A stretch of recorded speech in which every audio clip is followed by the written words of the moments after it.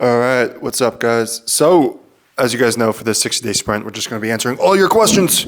And so, Jack Hughes, what's going on, my man? Jack, I know you've actually been leaving other questions as well in some of the other videos, so keep them coming. And for you guys watching this, just drop whatever comments you want or questions regarding anything.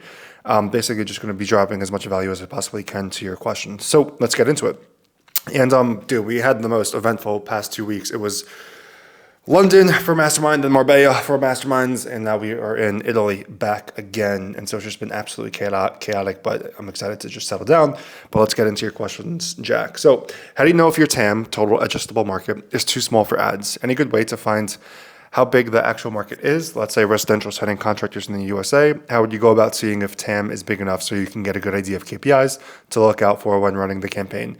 To be honest, dude, TAM, total adjustable market, finding out which market to go into if you're in the agency, if you're in SMMA, don't worry about that. If I'm being real, if you're gonna work with siding contractors in the US, don't worry about TAM, dude. You won't even touch the surface or even scratch the surface of the amount of contractors you can work with, especially if you're spending less than like $1,000 a day. Okay, so if you're spending anything less than $1,000, $1,500 a day, do not worry about market saturation at all. I'm in the roofing niche. A lot of my really close friends who also run agencies are in the roofing niche. Some are doing, 6 figures a month. Some are doing, multi 5 figures a month.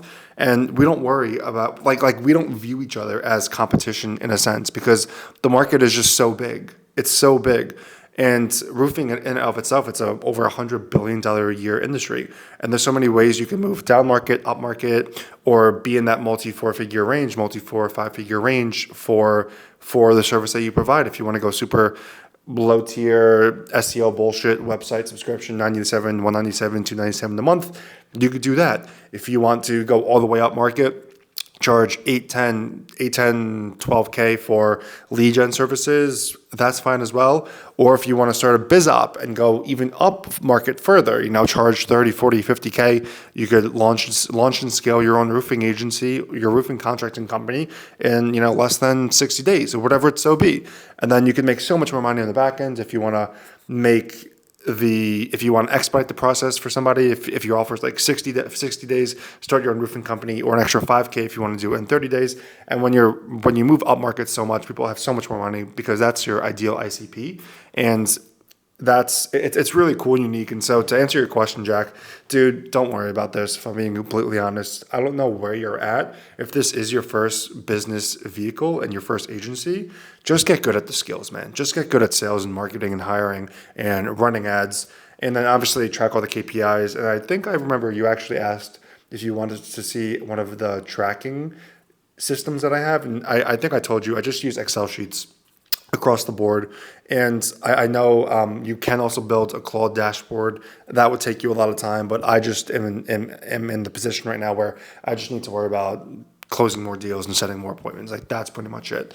My back end is completely dialed. My product is really good. Churn's really low. So I just need more appointments. That's it. And scaling my spends, right?